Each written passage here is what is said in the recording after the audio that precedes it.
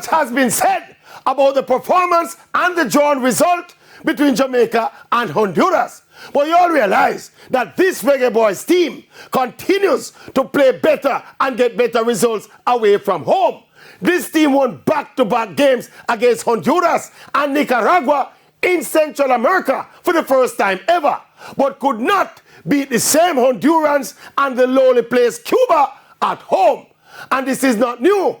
Flashback to the Nations League last season. Canada beat Jamaica at the office, but they went up to Canada and they beat Canada for the first time ever. Go back to the last World Cup qualifying campaign.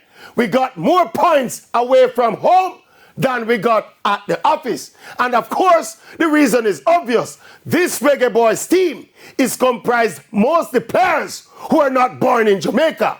So the National Stadium is like a bad away surface for them.